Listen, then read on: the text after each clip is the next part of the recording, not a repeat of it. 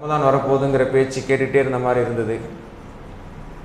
கொஞ்சம் முன்னாடி கேட்ட மாதிரி இருந்தது. இப்போ நோம்பு முடிய போகுது அப்படிங்கிற பேச்சு. இப்படி தான் நம்மளுடைய வாழ்க்கையும் மிக வேகமான முறையில் வாழ வேண்டும், அனுபவிக்க வேண்டும் என்ற விஷயங்களில் நாம் முனைந்து கொண்டிருக்கும் பொழுது வாழ்க்கை முடிய போகிறது, இறுதி கட்டத்தை அடைந்து விட்டார்கள், கடைசி நிலைமையில் இருக்கிறாங்க அப்படிங்கிற செய்தியையும் பல நபர்கள் விஷயத்தில் நம்ம கேட்குறோம். ஆக வாழ்க்கை என்பது, துன்யாவுடைய நீதி என்பது வந்ததோடு நீங்குதல், அதை கடந்து செல்லுதல் என்ற நியதியிலே அல்லாஹ் சுப்ஹானஹு வ தஆலா உலகத்தினுடைய அனைத்தையும் வைத்திருக்கிறான். ஒவ்வொரு நாளுடைய சூரிய உதயமும் அதையே நமக்கு நினைவூட்டுகிறது.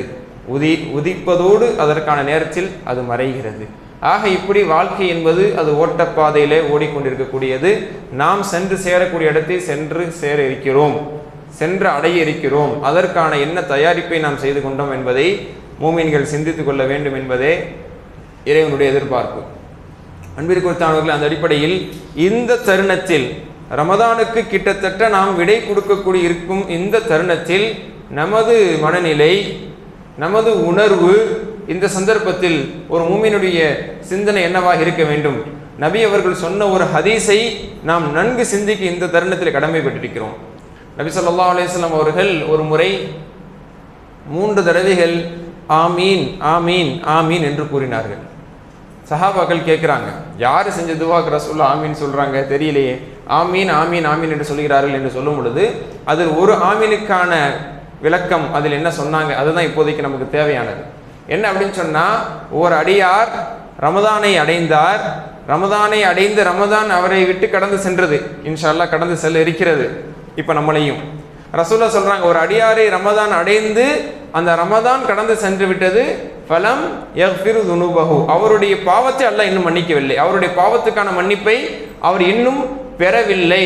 பாவ மன்னிப்பு பெறாத நிலையில் தஹலர் நார், அவர் நரகத்திற்கு செல்கிறார். மறுமையில் அவர் நரகத்திற்கும் செல்லக்கூடிய நிலைமை ஏற்படுதுன்னு சொன்னா அவன் நாசமா போகட்டுமாக என்று சொல்லி ஜிப்ரீல் அலைஹிஸ்ஸலாம் துவா செஞ்சாங்க.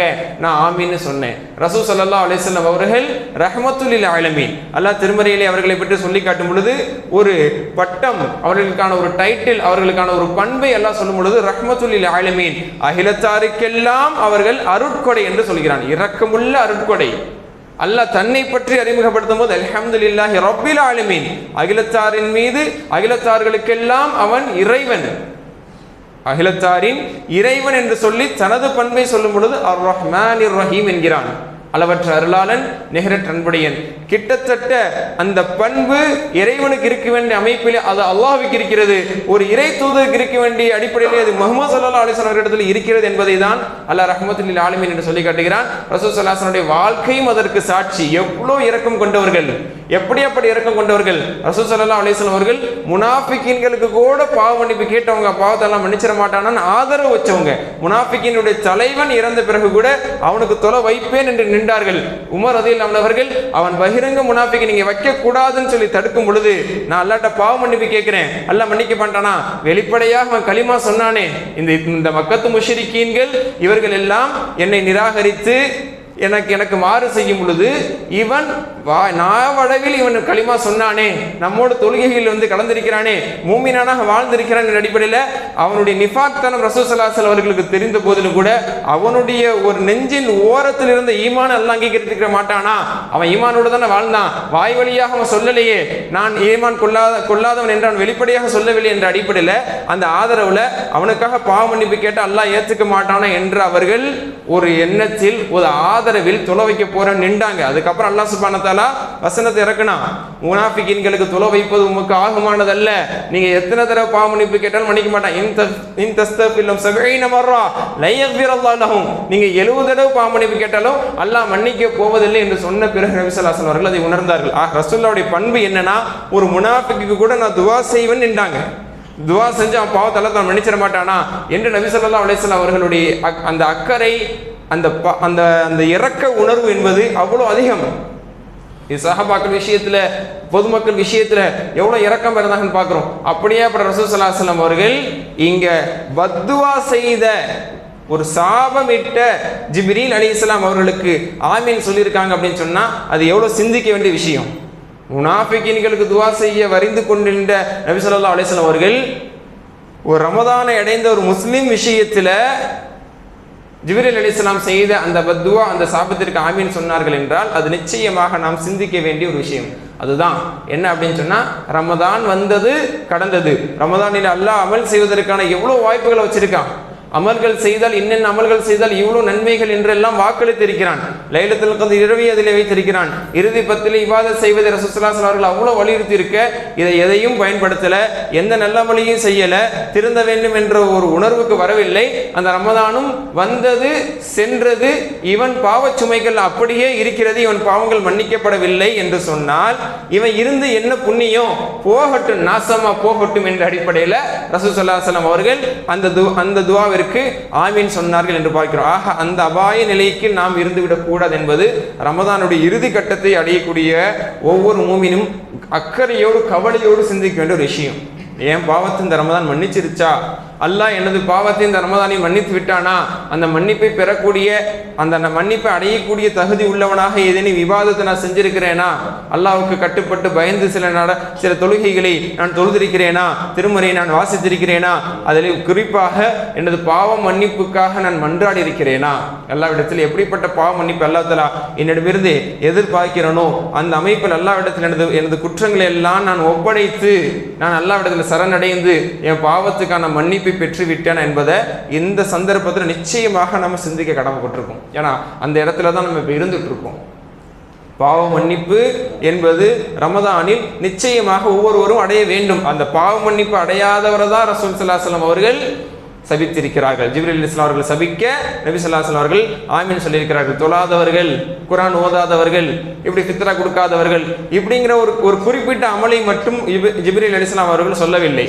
பாவ மன்னிப்பு ஒருத்தருக்கு கிடைக்கல, பாவ மன்னிப்பு ஒருத்தர் பெறவில்லை என்றால் அவர் நாசம்தான். இப்படிப்பட்ட ஒரு வாய்ப்புலையுமே சொல்லுவோம், நம்ம எல்லா வாய்ப்பையும் ஏற்படுத்தி கொடுத்து ஒருத்தன் படித்து பாஸ் ஆகிறதுக்கான எல்லா சூழ்நிலையும் ஏற்படுத்தி கொடுத்து நல்ல பள்ளிக்கூடத்தில் சேர்த்து கூடுதலாக டியூஷன் ஏற்பாடு செஞ்சு எல்லா வழிகாட்டுதலையும் கொடுத்து அதுக்கு தேவையான எல்லா சாதனங்களையும் வாங்கி கொடுத்து படிக்கிறதுக்கான எல்லா சூழ்நிலையும் ஏற்படுத்தி கொடுத்து பிள்ளை எழுப்பி விட்டு படிக்க வச்சு அவங்களுக்கு டீ போட்டு கொடுத்து காஃபி போட்டு கொடுத்து எல்லா சப்போர்ட்டும் பண்ணி வேண்டுமென்று ஃபெயில் ஆக வேண்டும் என்று ஃபெயில் ஆனவங்க பார்த்து என்ன சொல்லுவோம், இது உருப்படாத கேஸ், இது உருப்படாதது, இதுக்கு என்னென்ன செஞ்சுமோ எல்லாம் செஞ்சு இது தேரல, இது வேணுன்னே நான் போய் கழுதை மேய்க்க போறேன் மாடு மேய்க்க போறேங்கிறதுக்காக இது ஃபெயில் ஆயிட்டு நிக்குது அப்படின்னு சொல்லி எப்படி ஒரு மனித உணர்வுல இந்த போன்ற வார்த்தைகள் வருமோ அது மாதிரி ரமதானுடைய ஒவ்வொரு பொழுதும் அல்லாஹ்வுடைய அருள் பொழிகிறது, மழையாக பொழிகிறது, இரவிலும் பகலிலும், அதுவும் குறிப்பாக இறுதி 10 நாட்களிலே. இப்படி இவ்வளோ வாய்ப்புகள் இருந்தும் கூட ஒருத்தருக்கு பாவ மன்னிப்பு கிடைக்கல, பாவ மன்னிப்பு கிடைப்பதற்கான முயற்சியில் ஒருத்தர் ஈடுபடவில்லை, அல்லாஹ்வை அந்த அளவுக்கு ஒரு இம்ப்ரெஸ் பண்ணல, அல்லாஹ்விடத்தில் அந்த அளவுக்கான ஒரு இபாதத்தை கொண்டு அவர் முன்வரவில்லை, அல்லாஹ்விடத்தில் மன்றாடி கண்ணீர் சொட்டுகளை வடித்தவர் அல்லாஹ்விடத்தில் பாவ மன்னிப்பு கிடைக்கலனா எங்கே போய் இவர் தேர போறாரு, இவர எங்கே போய் இவருக்கு பாவ மன்னிப்பு கிடைக்க போகுது என்ற அடிப்படையில் நபி ஸல்லல்லாஹு அலைஹி வஸல்லம் அவர்கள் ஆமீன் கூறியிருக்கிறார்கள். அப்படிங்கிறத நிச்சயமாக இந்த இடத்துல நம்ம உணரணும். நம் விஷயத்திலும் நமது குடும்பத்தார் விஷயத்திலும் இந்த செய்திகளை எல்லாம் நாம் மனதின் நினைவில் கொண்டு நாம் அல்லாஹ்விடத்தில் பாவ மன்னிப்பு பெறுவதற்கு நாம் முன் வர வேண்டுமே, அந்த நிலைக்கு வர வேண்டும் எந்த ஒரு அக்கறையோடு இந்த தருணத்தை நாம் கழிக்க வேண்டும். இந்த நேரத்தை எல்லாம் நாம் அந்த சிந்தனையோடு தான் இருக்க வேண்டும். அன்பிற்குரியவர்களே, அல்லாஹ் சுப்ஹானஹு வ தஆலா இந்த பாவ மன்னிப்பு என்பதை அடிப்படையானதாக வைத்திருக்கிறார். ரசூல் ஸல்லல்லாஹு அலைஹி வஸல்லம் அவர்கள் பாவம் அறியாத ரசூல் ஸல்லல்லாஹு அலைஹி வஸல்லம் அவர்கள், பாவம் செய்யாத ரசூல் ஸல்லல்லாஹு அலைஹி வஸல்லம் அவர்கள் அதிகம் பாவ மன்னிப்பு கேட்டார்கள் என்று நாம் பார்க்கிறோம். ஒவ்வொரு நாளும் நான் அல்லாஹ்விடத்தில் 100 முறைகள், இன்னொரு ரிவாயத்தில் நபி ஸல்லல்லாஹு அலைஹி வஸல்லம் 70 மர்ரா 70 முறை நான் அல்லாஹ்விடத்திலே பாவ மன்னிப்பு கேட்கிறேன் என்று நபி ஸல்லல்லாஹு அலைஹி வஸல்லம் அவர்கள் சொன்னார்கள். அப்படி ஒன்றும் பாவம் செய்யலை நபி ஸல்லல்லாஹு அலைஹி வஸல்லம் அவர்கள், அப்படி ஒன்றும் பாவம் செய்யலை. ஆக அது ரசூல் ஸல்லல்லாஹு அலைஹி வஸல்லம் தனது உம்மத்துக்கு காட்டக்கூடிய ஒரு முன்னுதாரணம்.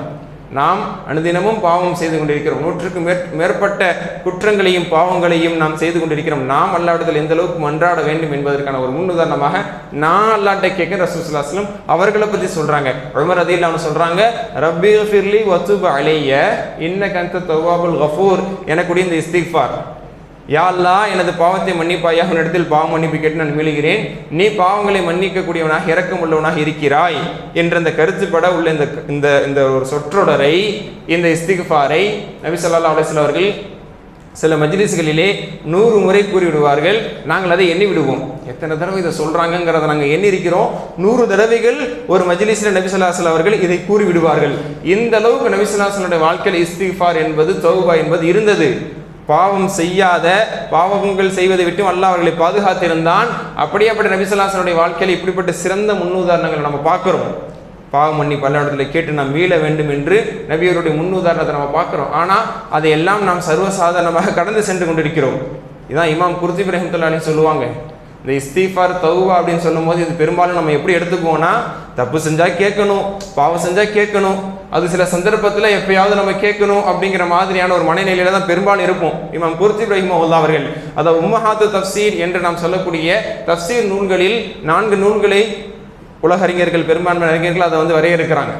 4 தஃப்சீர்கள். எப்படி நம்ம குத்துபு சித்தான்னு சொல்றோம், ஹதீஸ்ல 6 நூல்கள் அப்படின்னு சொல்லுவோம். புகாரி, முஸ்லிம், நசை, திர்மிதி, இப்னு மாஜா, அபு தாவூத் போன்ற அந்த 6 புத்தகங்கள் பெரும்பான்மையான சஹி ஹதீஸ்களை கொண்டிருக்கக்கூடிய அஸ்ஹாவு சித்தா என்றும் அல் குத்துபு சித்தா என்றும் இது அறியப்படுகிறது. இது போன்ற தஃப்சீர் நூல்கள் எடுத்துக்கொண்டால் உம்மஹாத்து தஃப்சீர் என்று அறியப்படும். தஃப்சீர் நூல்களின் தாயாக திகழக்கூடிய தஃப்சீர் நூல்கள். இதில் இப்னு கஸீர் முதலிடம் பெறுகிறது, தஃப்சீர் தப்ரி என்பது 2ஆம் இடம் பெறுகிறது, தஃப்சீர் குர்துபி என்பது 3ஆம் இடம் பெறுகிறது. சில அறிஞர்களின் கருத்தின்படி தஃப்சீர் பகவி என்பது அதில் இடம் பெறுகிறது. அதில் தஃப்சீர் குர்துபி இது இப்னு கஸீருக்கெல்லாம் முன்பாக வந்தது. இப்னு கஸீருக்கு முன்பாக எழுதப்பட்ட தஃப்சீர் குர்துபி, அந்த தஃப்சீர் குர்துபியில அதுல ஃபிக்ஹையும் குறிப்பிடுவார்கள். குர்துபி ரஹிமஹுல்லாஹ் அவர்கள் வசனத்தினுடைய பின்னணி விளக்கம், அற்புதமான சஹாபாக்களுடைய கூற்றுகளை முன்வைத்து சில சட்டங்களை அற்புதமான முறையில் அதை எடுத்துக்கொள்வார்கள். இந்த ஒரு முறையை நாம் இப்னு கஸீரிலும் கூட பார்க்க முடியாது. ஒவ்வொரு தஃப்சீருடைய கோணல், அதனுடைய பாணி அது ஒவ்வொரு விதத்தில் அமைந்திருக்கும். இந்த தஃப்சீரிலே சில ஃபிக்ஹுகளை குறிப்பிடும். இதிலிருந்து என்ன சட்டம், இதிலிருந்து என்ன விஷயம் என்பதை சொல்லக்கூடிய ஒரு திறமை உள்ள ஒரு முஃபஸ்ஸிர் என்பவர்கள் இமாம் குர்துபி ரஹிமஹுல்லாஹ். இமாம் குர்துபி ரஹிமஹுல்லாஹ் அவர்கள் தௌபா சம்பந்தப்பட்ட வசனங்களுடைய பின்னணியில ஒரு ஃபிக்ஹை குறிப்பிடுகிறார்கள். அல்லாஹ் பல இடங்களிலே தௌபாவை பற்றி பேசும் பொழுது பாவ மன்னிப்பு கேளுங்கள் என்பதை சொல்லும் பொழுது அதை கட்டளையாகவே பெரும்பான்மையான இடத்துல சொல்றான். தூபு இலல்லாஹ் தூபு இலைஹி ஜமீஅன் அய்யுஹல் முஃமினூன், மூமின்களே நீங்கள் அல்லாஹ்விடத்தில் தௌபா செய்து மீளுங்கள் என்ற ஒரு கட்டளையாக. இன்னொரு வசனத்தில் சூரா தஹ்ரீமில் பார்க்கும் பொழுது யா அய்யுஹல்லதீன ஆமனூ தூபு இலல்லாஹ், ஈமான் கொண்ட மக்களே, பாவம் செய்த மக்களே அல்ல, பாவம் செய்த மக்கள் அல்ல, ஈமான் கொண்ட மக்களே அல்லாஹ்விடத்தில் தௌபா செய்து மீளுங்கள். தௌபத்த நசுஹா, கலப்படமற்ற தௌபா செய்து மீளுங்கள். அதற்கு பிறகு அல்லாஹ் உங்க பாவத்தை மன்னிச்சு உங்களை சொர்க்கத்தில் நுழைப்பான் என்பதெல்லாம் அல்லாஹ் தஆலா இந்த திருமறையில தொடர்ந்து கொண்டே செல்கிறான். ஆக இந்த கட்டளையாக சொல்லக்கூடியதையும் முன்வைத்து சொல்றாங்க. தௌபா செய்வது மூமினான ஒவ்வொரு அடியாரும், இதை கவனமா கேட்கணும், மூமினான ஒவ்வொரு அடியாரும் அல்லாஹ்விடத்திலே தௌபா செய்து மீள வேண்டும் என்பது அது ஃபர்து ஐனின், ஒவ்வொரு நபர் மீதான ஒரு கட்டாய கடமை. தொழுவது எப்படி கடமையோ, நோன்பு நோற்பது எப்படி கடமையோ, இது போன்று அல்லாஹ்ட்ட பாவ மன்னிப்பு கேட்பது என்பது கடமை. ஏன்னா உலகத்தில் பாவம் செய்யாத மனிதர் இல்லை, உலகத்திலே பாவமே செய்யாத மனிதர் இல்லை. அதுதான் ரசூல் ஸல்லல்லாஹு அலைஹி வஸல்லம் சொன்னார், குல்லு பனி ஆதம் ஹத்தா, குல்லு பனி ஆதம் ஹத்தா. ஆதத்தின் சந்ததியினர்கள், ஆதத்தின் மகன், ஆதத்தின் சந்ததியினர்கள், மனித சமுதாயம் அனைவருமே தவறிழைப்பவர்கள். இது ரசூலுல்லாஹ் சொன்னது. அதனால யாரும் சொல்ல முடியாது நான் தப்பே பண்ணது கிடையாது, என் வாழ்க்கையில நான் தப்பே பண்ணது இல்லைன்னு ஒருத்தரும் சொல்ல முடியாது. ரசூல் ஸல்லல்லாஹு அலைஹி வஸல்லம் சொன்னாங்க எல்லாருமே தப்பு செய்வாங்க. அதாவது பெரும்பாவிகள் அப்படின்னு சொல்லல, தவறு. ஹத்தா என்று சொன்னால் ரம்பு என்பது ஒன்று சொல்லப்படும், அது பாவத்திற்கு சொல்லப்படும். ஹத்தா என்று சொன்னால் பிழை, தவறு. இதில் பாவமும் அடங்கும், அல்லது நாம் செய்யக்கூடிய பிழைகள் தவறுகளும் அடங்கும். குறைந்தபட்ச மனிதன் பெரும் பாவங்களை செய்யவில்லை என்றாலும் கூட தவறுகளை, பிழைகளை செய்யக்கூடியவனாக இருப்பான். இந்த பிழைகள் தவறுகள் கூட மன்னிப்பு பெறாத பட்சத்தில் அல்லாஹ் பாதுகாக்கணும். சிறு தவறுகள் செய்தவர் கூட அல்லாஹ் மன்னிக்கலனா அதற்கான தண்டனை பெற வேண்டிய நிலைமை ஒரு துன்யாவிலோ அல்லது கபரிலோ அல்லது மஹ்ஷரிலோ அது ஏற்படும் என்பது ரசூல் ஸல்லல்லாஹு அலைஹி வஸல்லம் எச்சரித்திருக்காங்க. அல்லாஹ் நம்மளை பாதுகாப்பானாக. ஆமீன். அம்பீர் குறித்தானவர்களே, ரசூல் ஸல்லல்லாஹு அலைஹி வஸல்லம் சொன்ன ஒரு கூற்று, ஆதத்தின் மைந்தர்கள் அனைவருமே தவறு செய்பவர்கள் தான். அடுத்து சொன்ன ஒரு வார்த்தை தான் வியப்பான ஒரு வார்த்தை, வ கைருல் ஹத்தாயின் என்று சொல்கிறார்கள். தவறு செய்பவர்களில் சிறந்தவர்கள். இது என்ன தவறு செய்பவர்களில் சிறந்தவர்கள்? தஹஜ்ஜுத் தொழுகையில் சிறந்தவர்கள், கியாமுல் லைல் தொழுகையில் சிறந்தவர்கள், குர்ஆன் ஓதுபவர்கள் சிறந்தவர்கள், அது வேற. அதுல ஒரு கௌரவப்படுத்தி நம்ம சொல்லலாம். அது என்ன தவறு செய்பவர்கள் ரசூல் ஸல்லல்லாஹு அலைஹி வஸல்லம் சிறந்தவர்கள் சொல்றாங்க அப்படின்னு சொன்னா, தவறு என்பது மனிதனிடத்தில் ஏற்படும், அதுதான் இயல்பு. ரசூல் ஸல்லல்லாஹு அலைஹி வஸல்லம் இங்கே உம்மத்துல யாரும் தப்பு செய்ய மாட்டாங்க முஸ்லீம்னு சொன்னா அல்லாஹ் அல்லாஹ் அஸ்தக்ஃபிருல்லாஹ் அஸ்தக்ஃபிருல்லாஹ், முஸ்லீம் தப்பு செய்வாங்களா, முஸ்லீம் தவறு செய்வாங்களா, மூமின்கிட்ட தவறு நடக்குமா அப்படிலாம் சொல்லல. அல்லாஹ் ரசூல் எங்கேயுமே அங்கே இந்த மாதிரி இது போன்று குறிப்பிடவில்லை. தவறே அவர்கள் வாழ்க்கையில் நிகழாது, தவறே செய்து விட மாட்டார்கள் என்று சொல்லவில்லை. அது சாத்தியம் இல்லை, அது யதார்த்தத்துக்கு அப்பாற்பட்ட ஒன்று. தவறு நடக்கும், அந்த தப்பு செய்யறவங்கள சிறந்தவங்க ரசூல் ஸல்லல்லாஹு அலைஹி வஸல்லம் சொல்றாங்க. தப்பு செய்த பிறகும் கூட ஒரு மனிதன் முன் வர முடியும், அவனால் ஒரு சிறந்த நிலையை அடைய முடியும் என்று பாவம் தவறு செய்பவர்களையும் அவர்களுக்கு ஒரு தன்னம்பிக்கை கொடுக்கக்கூடிய ஒரு மார்க்கத்தை நம்ம இருந்துட்டு இருக்கிறோம். தப்பே செய்து கொண்டு அதை ஊக்குவிக்கக்கூடிய மார்க்கம் அல்ல நமது மார்க்கம். அது கிறிஸ்துவம் யூதத்துவம் போன்ற சில இடங்களில் நாம் பார்க்கும் பொழுது அவர்கள் அதற்கு தோதுவாக வளைத்துக் கொண்டார்கள். நீ என்ன தப்பு பண்ணாலும் அது வேற, நீ பாவ மன்னிப்பை கேட்டுக்கொண்டு நீ தவறு செய்து கொண்டிருந்தாலும் உனது பாவங்கள் மன்னிக்கப்படும் என்ற ஒரு கோட்பாடு நம்மளுக்குள்ள இல்லை. அந்த தவறு செய்பவர்களில் சிறந்தவர்கள் இருக்கிறார்கள். அத்தவ்வாபுன் அல்லாஹ்வின் பக்கம் மீள்பவர்கள், தவ்வாபுன் அல்லாஹ்வின் பக்கம் பாவ மீட்சியோடு அல்லாஹ்வின் பக்கம் தௌபா செய்து மீள்பவர்கள், தௌபா செய்து மீண்டு வருபவர்கள், இந்த தவறு செய்பவர்களை சிறந்தவர்கள் அப்படின்னு சொல்லி நபி ஸல்லல்லாஹு அலைஹி வஸல்லம் அவர்கள் சொல்றாங்க. ஆக அந்த தௌபா செய்து மீளக்கூடியவர்களாக நம்ம இருக்கிறோமா அப்படிங்கிறதான் இப்ப கேள்வி. தவறு நடந்திருக்கலாம், தவறு செய்பவர்களாக இருக்கலாம், அதை அல்லாஹ் எதிர்பார்க்கக்கூடிய தௌபாவோடு அல்லாஹ்வின் பக்கம் நாம் மீளும் பொழுது நமது குற்றங்கள் மன்னிக்கப்படும். அதில் மாற்று கருத்து இருக்கவே முடியாது. அதற்கான சில நிபந்தனைகள் இருக்கு. அதை தான் இப்பொழுது நம்ம முழுமையாக பார்க்க போறோம். அன்பிற்குரித்தானவர்களே, அல்லாஹ் திருமறையில் சொல்லி காட்டும் பொழுது யா அய்யுஹல்லதீன ஆமனூ, ஈமான் கொண்டவர்களே, தூபு இலல்லாஹ், அல்லாஹ்விடத்தில் தௌபா செய்து மீளுங்கள். சூரத் தஹ்ரீமுடைய அத்தியாயத்தினுடைய ஒரு வசனம். அல்லாஹ்விடத்தில் தௌபா செய்து மீள், தௌபத்தன் நசூஹா, கலப்படமற்ற தௌபா செய்யுங்கள். தௌபா நசூஹ் என்று இதற்கு மொழிபெயர்ப்பும் செய்யப்படுகிறது. தௌபா நசூஹை செய்து நீங்கள் அல்லாஹ்விடத்தில் மீளுங்க. இப்படி நீங்கள் தௌபா நசூஹை செய்தால் அல்லாஹ் உங்கள் பாவங்களை எல்லாம் மன்னிப்பான், உங்களை சொர்க்கத்தில் நுழைவிப்பான் என்று அல்லாஹ் சுப்ஹானஹு வ தஆலா வாக்குறுதிகளை தர்றான். இதற்கு பல விளக்கங்கள் மார்க்கறிஞர்களால் குறிப்பிடப்பட்டிருக்கிறது. சஹாபா பெருமக்கள் மூலமாகவும், அதே போன்று தாபியன்கள் போன்ற பெரும் முன் சென்ற நல்லடியார்கள் முஃபஸ்ஸிரீன்கள் வழியாக பல கருத்துக்கள் சொல்லப்படுங்க. தௌபா நசூஹ்னா என்ன? தௌபா நசூஹுக்கு பல நிபந்தனைகள், பல விளக்கங்கள் கொடுக்கப்பட்டிருக்கு. இதில் இமாம் குர்துபி ரஹிமஹுல்லாஹ் அவர்கள் கொடுத்த விளக்கம் என்பது அற்புதமான விளக்கம். இமாம் குர்துபி ரஹிமஹுல்லாஹ் அவர்கள் இந்த தௌபா நசூஹ் என்பதற்கு 4 நிபந்தனைகளை சொல்றாங்க. இந்த 4 நிபந்தனைகள் அம்சத்தோடு நாம் தௌபா செய்யும் பொழுது நிச்சயம் அல்லாஹ் அதை மன்னிக்கிறான். அதை தான் இப்பொழுது நம்ம உள்வாங்கி இந்த ரமதானுடைய கட்டத்தில், குறிப்பாக இது போன்ற இறுதி தருணத்தில் நாம் அல்லாஹ்விடத்தில் இந்த நிலையோடு இந்த நிபந்தனைகளோடு நாம் தௌபா செய்து அல்லாஹ்விடத்தில் நமது பாவங்கள் எல்லாம் மன்னிக்கப்பட வேண்டும் என்று இறைஞ்ச கடமைப்பட்டிருக்கிறோம். அன்பிற்குரித்தானவர்களே, முதல் நிபந்தனை என்னன்னு சொன்னால் அல் இக்லா அனிதம். அல் இக்லா அனிதம், செய்த பாவத்தை ஒருவர் விட வேண்டும். செய்த பாவத்தை ஒருவர் விட வேண்டும். அதான் சொல்லுவாங்க, சாக்கடையிலே வச்சு நம்ம கழுவுனா என்ன ஆகாது, அது சுத்தமாகாது. அதிலிருந்து முதல்ல என்ன செய்யணும், வெளியே எடுத்து அந்த பொருளை என்ன செய்யணும், கொஞ்சம் தண்ணி ஊற்றினா கூட அதை என்ன பண்ணிடலாம், சுத்தம் பண்ணிடலாம். ஆனால் அந்த அசுத்தத்திலேயே வச்சு நம்ம எத்தனை கோடி லிட்டர் தண்ணி ஊற்றினாலும் அது அதுவாகத்தான் இருக்கும். அப்படிங்கிற மாதிரி எத்தனையோ பேருடைய இன்னைக்கு தௌபா என்ன அப்படின்னு சொன்னால், எல்லா நேர தொழுகையிலையுமே இறைஞ்சி அல்லாட்ட சில பேர் தௌபா செஞ்சுட்டு போவாங்க, பாவ மன்னிப்பு கேட்டு போவாங்க. அந்த தப்பை தான் திரும்ப செய்ய போவாங்க, அந்த தப்பை திரும்ப செய்ய போவாங்க. அது அவங்களுடைய உள்ளத்தில் இருக்கும். ஆக தப்பிலிருந்து இன்னும் வெளியே வரல, ஒரு ஹராமான சம்பாத்தியத்தில் இருப்பாங்க. உதாரணத்துக்கு ஒரு அல்லாஹ் ஹராமாக்கிய ஒரு வட்டி சம்பந்தப்பட்ட அல்லது அல்லாஹ் ஹராமாக்கிய ஒரு முறையில் ஒரு தொழில் செய்து கொண்டிருக்கிறவர் வருவார். அல்ஹம்துலில்லாஹ் தொழுகை பயபக்தியோடு தொழுவாங்க. துஹர் தொழுதுட்டு அல்லாட்ட அல்லாஹ் இந்த மாதிரி ஒரு சம்பாத்தியத்தை நான் பண்ணிட்டு இருக்கேனே, என்ன மன்னிச்சிரியா அல்லாஹ், மனசுக்குள்ள என்ன இருக்கும், திரும்ப போய் அதான் பார்க்க போறேன் அல்லாஹ், அதை கண்டுக்காத, ஆனால் என்ன மன்னிச்சிரியா அல்லாஹ், இப்போ வரைக்கும் செஞ்சதுக்கு ஏதோ நம்ம பாவ மன்னிப்பு கேட்டுட்டோமா, இப்படி நம்ம பாவ மன்னிப்பு கேட்டோம்னா இன்ஷா அல்லாஹ் அப்படி நம்ம பாவ மன்னிப்பு கேட்டதை நம்ம மூத்தாயிட்டோமா, அல்ல நம்மளை மன்னிச்சிருவான் அந்த பாவத்தை செய்யாம அப்படின்னு ஒரு மனப்பால், அப்படிங்கிற ஒரு எண்ணம். இதுதான் முதல்ல என்ன அப்படின்னா, ராஜா முதல்ல நீங்க திருந்துங்க. திருந்தாம அல்லாஹ்விட்டு நான் திருந்திட்டேங்கிறது அதான் அல்லாஹ்வை ஏமாற்ற முடியாது. மனுஷனை வேணா என்ன சொல்லலாம், நான் திருந்திட்டேன் அப்படின்னு சொல்லி ஏமாற்றி நடிச்சு அதுக்கப்புறம் நம்ம செய்ய போறோம் நம்ம மனசுல இருக்கும். ஆனா கண்ணீர் வடிச்சு நான் அந்த மாதிரி உங்களை பேசிட்டேன், நான் திருந்திட்டேன், இனிமே அப்படி பண்ண மாட்டேன்னு சொல்லி மனுஷன்ட்ட வேணா என்ன செய்யலாம், மன்னிப்பை நம்ம வாங்கிடலாம். ஆனா அதுக்கப்புறம் நம்ம திரும்ப செய்யறது அவனுக்கு தெரிஞ்சாதான் அது வெளிச்சம். ஆக அது மனிதர்களுக்கு மத்தியிலே அது வேற. அல்லாட்டையுமே இந்த நாடகம் ஆடக்கூடியவர்கள் எத்தனை பேர் தெரியாமல் புரியாமல் அதை உணராமல் இருக்கிறத பார்க்கிறோம். அதனால எந்த ஒரு பாவமா இருக்கட்டும், ஒரு தொழில் விஷயத்தில் இருக்கக்கூடியதா இருக்கலாம், நம்ம சுய வாழ்க்கையில் இருக்கக்கூடிய ஒழுக்கம் சம்பந்தப்பட்ட விஷயமா இருக்கலாம், திருந்துறோம் அப்படின்னு சொன்னா அந்த திருந்துதலுக்கான அர்த்தமே என்னன்னா விட்டுட்டோம்னு அர்த்தம். தமாஷா ஒரு உதாரணத்துக்கு சொல்லுவாங்க, இந்த மாதிரி புகை பிடிக்கிறதுனுடைய விபரீதத்தை பத்தி இவ்வளவு சொல்றாங்க, விட்டுருங்க விட்டுருங்க விட்டுருங்கிறாங்க, அவ்வளவு பிரச்சாரம் செய்யறாங்க. ஒருத்தர் சொன்னா, எத்தனை தடவை நான் விட்டுருக்கேன் புகை பிடிக்கிறத, அந்த பழக்கத்தை எத்தனை தடவை நான் விட்டுருக்கேன் தெரியுமா அப்படின்னு சொன்னாராம். அப்ப என்ன அர்த்தம் இதுக்கு, விடுறேன்னு சொல்லிட்டு விடுறது, அதுக்கப்புறம் திரும்ப பிடிக்கிறது. நான் 10 தடவை விட்டுட்டேன் 100 தடவை விட்டேன் அப்படின்னா அதை விடவே இல்லை அவரு. அந்த மாதிரி இன்னைக்கு நம்ம பாவத்தை விடுறோம் அப்படிங்கிற பேர்ல திரும்ப திரும்ப அதை செய்யக்கூடிய எண்ணத்தோடு இருந்தால் அது மன்னிப்பாகாது. ஆனா இந்த கேள்வி கேட்கலாம், அல்லாட்ட நான் பாவத்தை விட்டுட்டு தான் தௌபா செஞ்சேன், ஆனா திரும்ப என்ன அறியாம நான் செஞ்சுட்டேன் அப்படின்னா அது வேற. ஆனால் தௌபா செய்யும் பொழுது அந்த உணர்வு இருக்கணும். நான் விட்டுட்டேன், நான் திருந்திட்டேன் என்ற நிலையில தான் ஒருவருடைய தௌபா இருக்கணும். பின்னால் நடந்தால் அது வேறு, அது என்பது அதை நம்ம அடுத்த கட்டமாக தான் பார்க்கணுமே தவிர, பாவ மன்னிப்பு கேட்கும் போது யாரெல்லாம் முழுமையாக விட்டு நான் வந்துட்டேன், அந்த தொழிலை விட்டுட்டு, அந்த வியாபாரத்தை விட்டுட்டு, அந்த பாவத்தை விட்டுட்டு அதுக்கப்புறம் கேட்டாதான் நம்ம தௌபாங்கிற அந்த பிளாட்ஃபார்முக்கே வர முடியும்.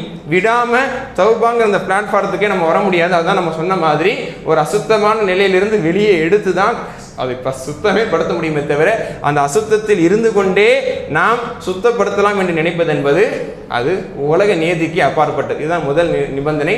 அல் இக்லாஉ அனிதம், பாவத்தை விட்டு விலக வேண்டும். கல என்றால் கலட்டுதலுக்கு சொல்லுவாங்க. கலட்டுறதுன்னா அப்படி சட்டையை கலட்டுறது, கலாய்த்து கமீசி, என் சட்டையை நான் கலட்டுறேன் அப்படின்னா அந்த பாவத்தை கலட்டி வீசிடணும், அதை விட்டு நம்ம நீங்கிடணும். அதுதான் முதல் நிபந்தனை. இரண்டாவது நிபந்தனை அந்நதாமத்து அனதம், அந்த செய்த பாவத்தை நினைத்து வருந்த வேண்டும். செஞ்ச பாவத்தை நினைத்து வருந்தினால்தான் அது பாவ மன்னிப்பு. பொதுவாகவே இன்னைக்கு ஒரு தவறு செஞ்சா பொதுவாக நம்ம வார்த்தையில் நம்ம என்ன கேட்போம், ஒரு ஆங்கில மொழியிலே அது ரொம்ப பிரபலியமாக நம்ம கேட்போம். என்ன சொல்லுவோம் அப்படின்னு சொன்னால் சாரி சாரி அப்படின்னு சொல்லுவோம். அதற்கான மொழிபெயர்ப்பு நம்ம தமிழ் மொழியில் பார்த்தோம் அப்படின்னா அதுக்கு என்ன அர்த்தம், என்ன அதுக்கான அர்த்தம் என்ன மன்னிச்சிரு அப்படின்னு சொல்லுவாங்க. சாரிக்கு என்ன அர்த்தம் சொல்லுவாங்க, என்ன மன்னிச்சு விடு, அது ஃபர்கிவ் மீக்கான அர்த்தம். சாரி என்பதற்கான அர்த்தம் வருந்துகிறேன், வருத்தம் தெரிவிக்கிறது. இதுதான் ஒரு இயல்பான ஒன்று. எல்லா மொழியிலையுமே இது உணரப்பட்டதாக தான் அதற்கான வார்த்தையில் பயன்படுத்தப்பட்டிருக்கு. தமிழ் மொழியிலும் கூட உண்மையாக நாம் ஒரு இடத்துல மன்னிப்பு கேட்கறதுக்கான வார்த்தை வருந்துறேன்னு சொல்லணும். வருந்துறேன், வருத்தம் தெரிவிக்கிறேன், அந்த வருத்தம் என்பது இருக்க வேண்டும். அதுதான் ஆங்கில மொழியில் சாரி என்பதாக, தமிழ் மொழியில் வருத்தம் தெரிவிக்கிறேன் என்பதாக இருக்கிறது. இதுதான் அந்நதாமா என்று ரசூலுல்லாஹ் சொன்னாங்க. அந்நதாமா ஹுவ தௌபா, ரசூலுல்லாஹ் சொன்னாங்க அந்நதாமா ஹிய தௌபா, பாவத்தை நினைத்து வருந்துவதே அல்ல இடத்துல தௌபா. அந்த மன வருத்தங்கிறது இருக்கணும். அந்த மன வருத்தம் இருந்தாதான் அதை நம்ம தௌபா செய்யறதாகணும். ஒருத்தர் வருந்தவே இல்லை, ஒருத்தர் மன்னிப்பை கேட்குறாருங்க, நம்ம கிட்ட சாரி கேட்குறாங்க, நம்ம கிட்ட ரெக்ரெட் பண்ணுறாங்க, நம்மள்கிட்ட மன்னிப்பு கேட்குறாங்க. ஆனால் கேட்கும் போது முகத்தை பார்த்தாலே தெரியுது கொஞ்சம் கூட அவருக்கு வருத்தம் இல்லை, கொஞ்சம் கூட அதை முகத்தை பார்த்தே கண்டுபிடிச்சிடும். அந்த மாதிரி ஒருத்தர் தினாவட்டா திமிர்த்தனமா அல்ல கேட்க மனசு இல்லாமல் ஏதோ சிந்தனையில் எதையோ பார்த்துட்டு சாரி மன்னிச்சிருங்க வருத்தம் தெரிவிக்கிறேன் அப்படின்னு சொன்னா நம்ம யாராவது இதை ஏத்துக்கிறதுக்கான மனசு வருமா? அப்போ இதுதான் அவர் சொல்லக்கூடிய அந்த மன்னிப்பு கேட்டலில் கூட அந்த உணர்வு இருக்கான்னு நம்ம பார்ப்போம். நினைச்ச இப்பயாவது திருந்திட்டுங்கிற ஒரு மனசு அவனுக்கு இருக்கா பாரு, அவன் மூஞ்ச பாத்தியா, அவன் சொல்றதை பாத்தியா, அவன் நிக்கிறத பாத்தியா, அவன் மன்னிப்பு கேட்கறத பாத்தியா அப்படின்னு அதுல பாதிக்கப்பட்டவங்களுக்கு அந்த மனசு இடம் கொடுக்காது. அவ கேட்கும் போது தெரியும் இவன் வார்த்தைக்காக தான் கேட்கிறான், இவனை மன்னிக்க மாட்டேன். அதுவே ஆன் கான்ட்ரரி, இதுக்கு நேர் எதிராக பாருங்க, ஒருத்தர் வாயால கூட மன்னிப்பு கேட்கல, ஆனா தப்பு செஞ்ச நம்ம முன்னாடி நிக்கிறாரு. அவர் நிக்கக்கூடிய துணியே அப்படி கூலி குறுகியவராக அந்த செஞ்ச தப்பை நினைச்சு ஃபீல் பண்ணி அப்படி கில்ட்டினஸோட அந்த குற்ற உணர்ச்சியோட நிற்கும் போதே நம்மளுக்கு மனசு என்ன ஆயிரும், இறங்கிறான். அவன் என்கிட்ட சில பேர் சொல்லுவாங்க என் காலில் விழுவணுமாங்க, என்கிட்ட கையை பிடிச்சி அழுவணுமாங்க, என்கிட்ட ஒப்பார் அழுது என்கிட்ட மன்னிப்பு கேட்கணும்னு சொல்லுவாங்க. ஆனா ஒருத்தர் அந்த வருத்தத்தோட வேதனையோட இந்த தப்பை செஞ்சிட்டோம், இப்படி ஒரு துரோகத்தை செஞ்சிடமே, இப்படி அவனை ஏமாத்திட்டோம் என்று ஒரு வேதனையோட நிக்கிறத பார்த்தாலே மனுஷனுடைய உள்ள என்ன ஆயிரும், இலகிரும். இப்படி ஒரு சங்கடத்தை நம்ம கொடுக்க கூடாது. அவர் நிக்கிறத பார்க்கவே கஷ்டமா இருக்கு, நம்மளை எப்படி அணுகிறதுன்னு தெரியாம ஒரு வேதனையோட, இவ்வளோ ஒரு மன வேதனையோட, ஒரு கில்ட்டியோட, ஒரு மன அழுத்தத்தோட, ஒரு கஷ்டத்தோடு நிற்கிறாரே, அவர் சாரி கேட்கறதுக்கு முன்னாடி என்ன சொல்லுவோம், இருக்கட்டும் ஜி, விடுங்க ஜி, பரவாயில்ல ஜி, நடந்துருச்சு, ஏதோ ஒண்ணு நடக்கிறது தான், மன்னிச்சுட்டேன் விட்டுருங்க என்ற ஒரு மனுஷனுடைய இயல்பு வரும். அதுதான் அந்த வருத்தம் தெரிவித்தல், அந்த நதாமா, அந்த கில்ட்டினஸ் என்பது இருந்தால் நிச்சயமாக மனிதனுடைய உள்ளமும் அந்த விஷயத்தில் இறங்குறதை நம்ம பார்க்கிறோம். அல்லாட்டது இருக்கணும். ஒரு தப்பை செய்கிறோம், நம்ம முன்னாடி சொன்ன மாதிரி அந்த தப்பை விட்டுட்டு தான் பாவ மன்னிப்பு கேட்கணும். பாவ மன்னிப்பு கேட்கும் போது அல்லாஹ்விடத்துல அந்த வேதனையோட கேட்கணும். இப்படியாப்பட்ட பாவத்தை நான் செஞ்சனே, இப்படியாப்பட்ட தவறுகளை நான் செஞ்சனே, இதெல்லாம் நான் செஞ்சிருக்க கூடாதே. ஒரு தொழுகை காலங்காலமாக தொழாமல் இருந்தவர்கள் ரமதான்ல முடிவு எடுத்திருப்போம் சிலர். இது போன்ற ஜும்மா தொழுகை மாதிரிதான் 5 நேர தொழுகையும் கடமை. ஜும்மாவுடைய இறைவன் தான் அந்த அடுத்து வரக்கூடிய அசருக்குமான இறைவன். ஆனா நம்ம ஜும்மா மட்டும் தொழுதிருந்த அசர மனசாட்சியே இல்லாம ஒரு ஈமான் இருக்குங்கிற உணர்வு எல்லாம் விட்டோமே, மக்ரிப் இஷா ஃபஜர் எல்லாம் விட்டோமே அப்படின்னு சொல்லி நம்ம திருந்தணும்னு வச்சுக்குவோம். திருந்ததே ஆகணும், அந்த கட்டத்துக்கு நம்ம வந்துட்டோம். அப்படி நம்ம அல்லாட்ட பாவ மன்னிப்பு கேட்கும் பொழுது இனிமே நான் யாரெல்லாம் நான் தொழுகையெல்லாம் விட்டேன், அந்த தொழுகை விடுதல் என்ற பாவத்திலிருந்து நான் வெளியே வந்துட்டேன், இனிமே நான் தொழுவேன் அப்படிங்கிற ஒரு நிலைமையை நம்ம அல்லாட்ட சொல்லி அதை வேதனையோட சொல்லணும். தொழுகை விட்டதெல்லாம் என் சூழ்நிலை அப்படி நான் விட்டேன், என் வேலையில் இருந்தால் நான் வேலையிலிருந்து ஜும்மாக்கு வந்ததே பெரும்பாடு, ஏதோ நான் வந்தேன் பெருந்தன்மையோட அல்லாஹ் வணங்கணும்னு சொல்லி நான் ஜும்மாக்காக வந்தேன் அப்படிங்கிற மாதிரி மனநிலையில் இருக்கக்கூடாது. யாராக இருந்தாலும் விட்டுருப்பாங்க, இந்த தொழுதே பெரிய விஷயம், இப்போ நான் திருந்துறதே பெரிய விஷயம் அப்படிலாம் நம்ம போய் அல்லாஹ்ட்ட சொல்லிட்டு இருக்க முடியாது. யாரும் வார்த்தையில சொல்ல மாட்டாங்க, மனசுல அந்த மாதிரி இருக்கும். ஒரு பெரிய ஒரு ரெக்ரெட்னஸே இல்லாம, ஒரு வருத்தமே இல்லாம, நம்ம இப்ப திருந்திட்டோம் இனிமே பார்த்துக்குவோம், விட்டது போனுச்சு என்பதாக மட்டும் இல்லை. விட்டது நினைச்ச அந்த இடத்துல அல்லாஹ்ட்ட அவர் வருந்தி தான் தௌபா செய்யணும். வருந்தாம செஞ்சா அல்லாஹ் ஏத்துக்க மாட்டான். நீ மன கஷ்டத்தை நீ வெளிப்படுத்தாம, அந்த கில்ட்டினஸ் இல்லாம, குற்ற உணர்ச்சி இல்லாம, இது எதுவாகவும் இருக்கலாம். ஒவ்வொன்றுக்கும் ஒரு உதாரணத்தை நம்ம சொல்றோம். தொழுகை விடுதல் என்பது ஒரு பாவம், அது திருந்துதல் என்பது தௌபா. இது மாதிரி 100 உதாரணம் நம்ம வாழ்க்கையில் என்ன தௌபா செய்யணும் அதை நம்ம நினைச்சுக்க வேண்டியதான். ஆக அந்த குற்ற உணர்ச்சி அல்லாஹ்ட்ட நம்ம வெளிப்படுத்தணும். அந்த வேதனையை பார்த்து தான் அல்லாஹ் தஆலா ஏத்துக்குவான். அதாவது ஆதம் அலைஹிஸ்ஸலாம் அவர்கள் அந்த பாவம் செஞ்சுட்டு எப்படி அழுது தௌபா செஞ்சாங்க. ஒவ்வொருத்தவங்க சஹாபாக்கள் விஷயத்தில், அந்த 3 பேர்கள் விஷயத்தில் அவர்கள் அல்லாஹ் குற்றவாளிகளாக ஜிஹாதுக்கு செல்லாத விஷயத்தில் அல்லாஹ் நடவடிக்கை எடுத்தான். எப்படி அழுது தௌபா செஞ்சாங்க. இப்படி செஞ்ச பாவத்தை நினைச்சு வருந்தி வேதனைப்படணும். அழுகை என்பது அடுத்தது. சில கல் நெஞ்சங்களுக்கு அந்த அழுக வராது, அல்லாஹ் தஆலா அதை நிபந்தனை ஆக்கல. அழுக வரலன்னா கூட அழுவதை போன்று பாவனையாவது செய்து அல்லாஹ் இடத்துல நம்ம அந்த குற்ற உணர்ச்சியை வெளிப்படுத்தணும். 2வது அந்நதாமா.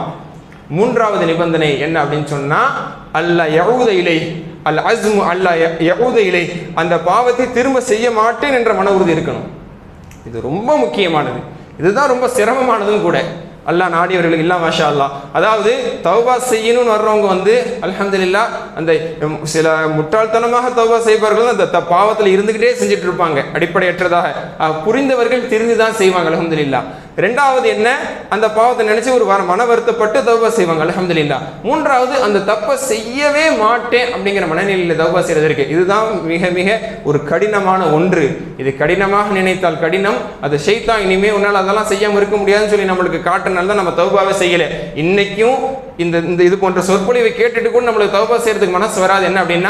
என்ன அப்படின்னா நம்ம எப்படி அந்த பாவத்தை இனிமே செய்யாமல் இருக்க முடியும்? மன வருத்தப்பட்டு கூட நான் செய்யறேன், இவ்வளவு நாள் செஞ்ச தப்பு தான், மன வருத்தப்பட்டு கூட செய்யறேன், ஆனா இனிமே நான் செய்யாம இருப்பேங்க என்னால சொல்ல முடியாது அப்படிங்கிற அந்த ஒரு எண்ணத்தினாலதான் யாருமே இன்னைக்கு அல்லாஹ்ட்ட தௌபா செய்யாம இருக்கிறோம். ஆனா இதுதான் மிக முக்கியமான நிபந்தனை. அல்லாஹ் யஊத், அதாவது அல்லாஹ் தஆலா சூரா ஆல் இம்ரானுடைய 135வது வசனத்துல சொல்றான், அல்லதீன இதா ஃபஅலு ஃபாஹிஷத்தன் அவ் ஸலமு அன்ஃபுஸஹும், அவர்கள் அந்த மூமின்கள் ஏதேனும் ஆணைக்கேறான விஷயத்தை செய்து விட்டால், தங்களுக்கு தாங்களே அவர்கள் அநீதம் இழைத்து விட்டால், தங்களது ஆன்மாவுக்கே அநீதி இழைத்து விட்டால் அப்படின்னா பாவம் செஞ்சுட்டாங்கன்னா ஸக்கருல்லாஹ், அல்லாஹ்வை நினைப்பாங்க. பாவம் செஞ்ச உடனே அல்லாஹ்வை நினைப்பாங்க. ஃபஸ்தக்ஃபிரு லிதுனூபிஹிம், அவர்களுடைய பாவங்களுக்காக மன்னிப்பு கேட்பார்கள். வமை யக்ஃபிரு ஸுனூப இல்லல்லாஹ் வலம் யுஸிர்ரு அலா மா ஃபஅலு வஹும் யஅமலூன். அல்லாஹ் சொல்லி காட்டுறான், அல்லாஹ்வை தவிர யார் பாவத்தை மன்னிப்பா என்ற உணர்வோடு அல்லாஹ்ட்ட பாவ மன்னிப்பு கேட்டுருவாங்க. தப்பு செஞ்சாங்கன்னா அல்லாஹ்ட்ட உடனே திரும்புவாங்க. வலம் யுஸிர்ரு அலா மா ஃபஅலு, செஞ்ச பாவத்தை தொடர்ந்து செஞ்சுக்கிட்டே இருக்க மாட்டாங்க. செஞ்ச பாவத்தை தொடர்ந்து செய்து கொண்டே இருக்க மாட்டாங்க. இதுதான் ஈமான்தாரி. பாவமே செய்ய மாட்டாங்க ஈமான்தாரி அல்லாஹ் தஆலா சொல்லலை. அல்லாஹ் தஆலா நம்மளை கைவிடாம தான் பேசுறான். ஆனா அல்லாஹ் கைவிடக்கூடிய நிலைமைக்கு நம்ம எப்போ போவோம்னா, திருந்தாம அந்த பாவத்தை செஞ்சுக்கிட்டே இருந்தோம். இன்னொரு சூரா நிசாவில் அல்லாஹ் தஆலா சொல்லி காட்டும் பொழுது, ஒருவருக்கு மரணமும் வர்ற வரைக்கும் அவர் திருந்தல, மரணத்தை கண்ட பிறகு, மலக்குல் மௌத்தை கண்ட பிறகு, ரூஹ் போக போறதுன்னு தெரிஞ்சதுக்கு அப்புறம், கர்கராக்கு வந்ததுக்கு பிறகும், தொண்டைக்குழியை ரூஹ் அடைந்ததுக்கு பிறகு, இன்னி துபுத்துல் ஆன், நான் தௌபா செய்கிறேன், நான் திருந்திட்டேன், இனி அந்த ஹராமை செய்ய மாட்டேன், நீ அந்த பாவத்தை செய்ய மாட்டேன் என்று செய்தால் அல்லாஹ் சூரா யூனுஸ்ல கேட்டது போன்று, ஃபிரௌன் இடத்துல கேட்டது போன்று, இப்போ திருந்துறியா, இப்போ உனக்கு உதிக்குதா என்று அல்லாஹ் தஆலா கேட்டான். அவன் செஞ்ச தௌபாக்கு தான் அல்லாஹ் தஆலா அதை கேட்டான் குர்ஆன்ல. அவன் அப்போ ஒரு இனிமே நம்மளுக்கு வாய்ப்பே இல்லை என்று தெரிஞ்சதுக்கு பிறகு திருந்ததுக்கு பேர் திருந்துதல் அல்ல. இது உலகத்துல யாருமே ஏத்துக்க மாட்டாங்க. கையங்கலாமா மாட்டினதுக்கு அப்புறம் நான் திருந்திட்டேன் அப்படின்னு யாரு சொன்னா யாரு விடுவா? ஆக இதுதான் முக்கியமான ஒரு நிபந்தனை. இனி அந்த தவறை நாம் செய்ய மாட்டோம் என்று ஒரு உறுதிமான மனப்பான்மையோடு இருக்க வேண்டும். ஆனா அதற்கு பிறகு நாம் செய்தால் அல்லாஹ் மன்னிக்கவே மாட்டான் அப்படிங்கிறது இல்லை. தௌபா செய்யும்போது அந்த என்ன இருக்கணும். இப்போ நம்ம பாவ மன்னிப்பு கேட்குறோம், சும்மா தொழுகி இந்த நாள்லேயே நம்ம பாவ மன்னிப்பு கேட்டு போகிறோம் அப்படின்னா, அந்த பாவத்தை நான் விட்டுட்டேன் யா அல்லாஹ், இப்போ நான் வேதனையோட ஒரு வேதனையோடு நான் செய்கிறேன் யா அல்லாஹ், அது வேதனை மனசுக்குள்ளே இருக்கிறது வாயில சொல்ல முடியாது. 3வது, இனிமேல் இந்த தவறை செய்ய மாட்டேங்கிற ஒரு உண்மையான உணர்வோடு நம்ம தௌபா செய்யணும். செஞ்சுட்டா இன்ஷா அல்லாஹ் அதில் ஏற்றுக்குவான். இனிமே நம்மளை அறியாம அல்லது இப்ப செய்யணுங்கிற என்ன இல்லை, ஆனா வேலை ஒரு சந்தர்ப்பத்தில் எப்படியோ நம்ம செஞ்சிட்டோம் அப்படின்னு சொன்னா திரும்ப அந்த உணர்வோடு அல்லாஹ் தஆலா பாவ மன்னிப்பு கேட்டா ஏத்துக்கிறான். எது வர சக்கராத்து ஹாலுக்கு போறதுக்குள்ள அந்த நிபந்தனையோட ஒருத்தர் தௌபா செஞ்சாருன்னா அல்லாஹ் தஆலா ஏத்துக்கிறான். மனிதன் என்பவன் பாவமே செய்ய மாட்டாங்கிற உத்தரவாதம் நம்ம கொடுக்க முடியாது, ரசூலுல்லாஹ்வே கொடுக்கல. அதனால அந்த ஒரு நிலையில் என்பது இருக்கலாம். ஆனால் இப்போ பாவ மன்னிப்பு கேட்கும்போது அந்த உணர்வு இருக்கணும். இறுதி நிபந்தனை, இதுவும் ரொம்ப ரொம்ப முக்கியமான ஒரு நிபந்தனை என்ன அப்படின்னு சொன்னால், இதுவே அடியார்கள் சம்பந்தப்பட்ட விஷயத்திலான அத்துமீறலாக, அது வரம்பு மீறலாக, அநீதமாக இருந்தால் அவர்கள் அதை மன்னிக்காத வரை அல்லது அவர்களுக்கான ஹக்கை கொடுக்காத வரை அல்லாஹ்வுடைய வாசலை தட்டுறதுல அர்த்தம் இல்லை. நீ தட்ட வேண்டிய வாசல் எங்கேயும் இருக்குன்றான் அல்லாஹ். இப்போ நீ இங்கே வருவதில்லை, நீ தட்ட வேண்டிய வாசலை தட்டிட்டு அப்புறம் இங்கே வா என்பதுதான் அல்லாஹ்வுடைய பதிலாக இருக்கும். அடியார்கள் சம்பந்தப்பட்ட ஒரு விஷயமாக இருந்தால், அதாவது ரசூல் ஸல்லல்லாஹு அலைஹி வஸல்லம் அவர்கள் ஜிஹாதில் கலந்து கொண்டு ஷஹீதானவருடைய எல்லா பாவம் மன்னிக்கப்படுமான்னு கேட்டதற்கு ஒன்று நிபந்தனையாக சொன்னாங்க, ஒன்று விதிவிலக்காக சொன்னாங்க. எது? இல்லை தைன, கடனை தவிர. அது அடியார்கள் சம்மந்தப்பட்டது. ஊர் ஃபுல்லாக கடனை வாங்கிட்டு வந்து நான் ஜிஹாதுக்கு போகிறேன், நான் அல்லாவுக்காக உயிரை கொடுக்க போகிறேன்னு சொல்லி கடனை வாங்கி கடனை கொடுக்காத நிலைமையில் ஒருத்தர் வந்து உயிரே கொடுத்தாலும் சரி, கொடுக்க வேண்டிய அந்த கடமையை ஒருவருக்கு பூர்த்தி செய்யாமல் அல்லாவுக்காக உயிரே கொடுத்தாலும் கூட அல்லாஹ் தஆலா மற்ற பாவங்களை மன்னிக்கிறான். அவருடைய மற்ற பாவங்கள் இன்ஷா அல்லாஹ் எல்லா பாவங்களுமே மன்னிக்கப்படும். அவருடைய ரத்தம் இந்த பூமியில் படுவதற்கு முன்பாக மன்னிக்கப்படும். ஆனால் அந்த தைனை, அந்த கடனை அல்லாஹ் தஆலா மன்னிக்க மாட்டான் என்று நபி ஸல்லல்லாஹு அலைஹி வஸல்லம் சொன்னாங்க. அதனால இது கடன் என்பது உதாரணம்.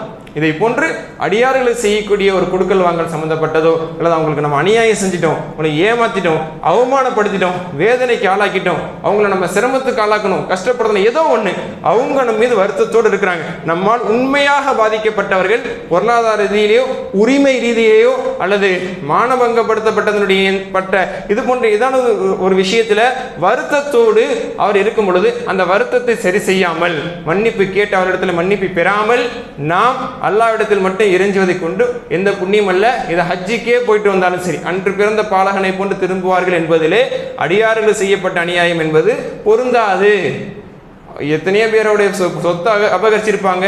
அது போன்ற வாரிசு உரிமையாக வரக்கூடிய சொத்து பாக பிரிவினுடைய விஷயத்தில் அதை அடிச்சிருப்பாங்க. பிள்ளைக்கு கொடுக்க வேண்டியதை, தம்பிக்கு கொடுக்க வேண்டியதை, அண்ணனுக்கு போய் சேர வேண்டியதை போடாமல் ஆக்கியிருப்பாங்க, அதை அபகரிச்சிருப்பாங்க. எத்தனையோ சொத்துக்களை அநியாயமான முறையில் வந்து இது பண்ணியிருப்பாங்க. எவ்வளோ பேரை வந்து வரம்பு மீறி இருப்பாங்க, ஏமாத்திருப்பாங்க, கொடுக்க வேண்டிய ஒரு தொகையை கொடுக்காம ஏமாத்திருப்பாங்க. இப்படி லட்சமாக சம்பாரிச்சு ஹஜ்ஜுக்கு போயிட்டு அல்லாட்ட மட்டும் காபாவோட திரையை பிடிச்சி அழுதுட்டு வந்தால் அல்லாஹ் மன்னிச்சிருவானா? மன்னிக்க மாட்டான். நிச்சயமாக அடியார்கள் செய்யப்பட்ட குற்றத்தை, அதனால தான் ஹஜ்ஜுக்கு போகிறவங்க அந்த அந்த அந்த ஒரு மன்னிப்பை கேட்டுட்டு போகிறாங்க. அது ஒரு விரும்பத்தக்க ஒரு விஷயம்தான். அது என்பது வேண்டுமென்றே நம்ம தெரிந்து செஞ்ச ஒரு உரிமை விஷயத்தில் பல பேருக்கு நம்ம பல ஆயிரங்கள் பல லட்சங்கள் கொடுக்க வேண்டியிருக்கலாம். அதெல்லாம் கொடுக்க மனசு இல்லாமல் அது கொடுக்காம என்ன யாருக்காவது தப்பு செஞ்சிருந்தா என்ன மன்னிச்சிருங்க, நான் ஹஜ்ஜுக்கு போறேன்னு சொல்ல அர்த்தம் இல்லை. நம்மை அறியாமல் வருத்தங்கள் ஏற்படுத்தி இருக்கலாம், யாரையா நம்ம திட்டிருக்கலாம், மனஸ்தாபம் ஏற்பட்டிருக்கலாம், சண்டை சச்சரவுகள் ஒரு முகல்லால ஊருக்குள்ள நடந்திருக்கும். நம்ம மேல ஒருத்தங்க வருத்தமா இருப்பாங்க. இந்த நேரத்தில் அந்த வருத்தத்தை சரி செஞ்சுக்கிடுவோம், ஒரு குறையை வச்சுட்டு போக வேண்டாம் என்ற அடிப்படையில் வேண்டுமானால் நம்ம கேட்கக்கூடிய இந்த மன்னிப்பு கேட்கிறோம், அதை மன்னிச்சிட்டாங்கன்னா வேற இல்லை. இது பொருளாதாரம் சம்பந்தப்பட்ட விஷயத்திலேயே கூட மன்னிப்பு கேட்ட ஒருத்தர் மன்னிச்சிட்டாரு, அல்ஹம்துலில்லாஹ், அவர் தள்ளுபடி செஞ்சுட்டாரு. எனக்கு தர வேண்டியது இவ்வளவு இருக்குது, அந்த கடனை நான் மன்னிச்சிட்டேன், எனக்கு செஞ்ச அநியாயத்தை நான் மன்னிச்சிட்டேன், எனக்கு கொடுக்க வேண்டிய என்ன நீங்க ஏமாத்தினதை நான் மன்னிச்சிட்டேன் என்பதாக மன்னித்து விட்டால் அல்ஹம்துலில்லாஹ். அடியார்கள் விஷயத்திலே அது மன்னிப்பு கிடைத்து விட்டால் அல்ஹம்துலில்லாஹ், அது போதுமானது. அல்லாஹ் மன்னிக்கவும் சொல்லுகிறான். ரசூலுல்லாஹி ஸல்லல்லாஹு அலைஹி வஸல்லம் அவர்கள் மன்னிப்பதையும் வலியுறுத்துகிறாங்க. அலா துஹிப்பூன ஐயஃபிரல்லாஹு லக்கும், அல்லாஹ் உங்களை மன்னிக்கிறதை நீங்க விரும்ப மாட்டீங்களா? நீங்களும் மன்னியுங்கள் என்று நமக்கு சொல்லப்பட்டிருக்கிறது. அந்த அடிப்படையில் அடியார்கள் மன்னித்து விட்டால் பொழைத்தோம். அல்ஹம்துலில்லாஹ், நாம் யார் விஷயத்தில் அநீதம் இழுத்து விட்டோமோ அவர்கள் நம்மளை மன்னித்து விட்டால் நாம் பொழைத்தோம். இதே போல நாமளும் மன்னிக்கணும், நம்மளை அவர்கள் மன்னிக்க வேண்டும் என்று எதிர்பார்க்கணும். நமக்கு யாரெல்லாம் தவறு செய்து உண்மையாகவே மனம் இருந்து கேட்கிறாங்களோ அவங்கள நம்ம மன்னிப்போம். அல்லாஹ் நம்ம யார் விஷயத்தில் வரம்பை மீறி இருக்காங்களோ அவர்கள் மன்னிக்கக்கூடிய நிலைமையை அதில் ஏற்படுத்தும் என்ற அடிப்படையில் நாமும் மன்னிக்க வேண்டும். பிறரிடத்தில் யார் நாம் அநியாயம் செய்தோமோ அவர்களிடத்தில் மன்னிப்பை பெற வேண்டும், அல்லது அவர்களுக்கான உரிமையை நாம் கொடுத்து விட வேண்டும். அப்படி இல்லாமல் நாம் திருந்துவது என்பதும் அது திருந்துதலாக ஆகாது. இந்த 4 நிபந்தனைகள் பிரதான நிபந்தனைகளாக சொல்லப்பட்டிருப்பதை வாழ்நாளில் நாம் கடைபிடித்து அல்லாஹ்விடத்தில் தௌபா நசூஹா செய்யக்கூடிய சமுதாயமாக அல்லாஹ் நம்மை ஆக்கியருள் புரிவானாக. அல்ஹம்துலில்லாஹி ரப்பில் ஆலமீன்.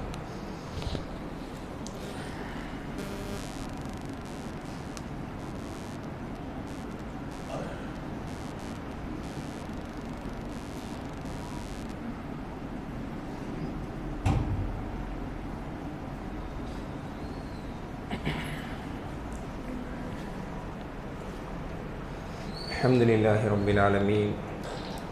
வஸ்ஸலாத்து வஸ்ஸலாமு அலா ரசூலிஹில் அமீன் வ அலா ஆலிஹி வ அஸ்ஹாபிஹி அஜ்மஈன் மன் தபிஅஹும் பி இஹ்சானின் இலா யௌமிddin அம்மா பஅத். ஃபகத் क़ால அல்லாஹு தஆலா ஃபில் குர்ஆனில் அஸீம் பஅத அஊது பில்லாஹி மினஷ் ஷைத்தானிர் ரஜீம். பிஸ்மில்லாஹிர் ரஹ்மானிர் ரஹீம்.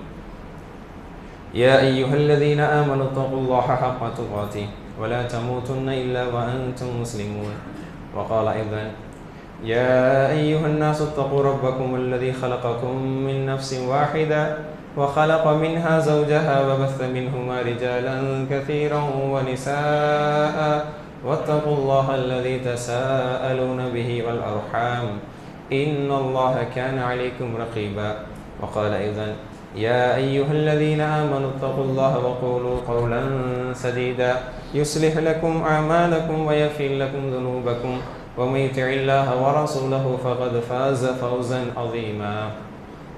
أيها الإخوان، أوصيكم عباد الله وإياي أولا بتقوى الله فإن التقوى ملاك الحسنات وعليكم بالسنة فإن السنة تهدي للطاعة ومن يطع الله ورسوله فقد فاز فوزا عظيما.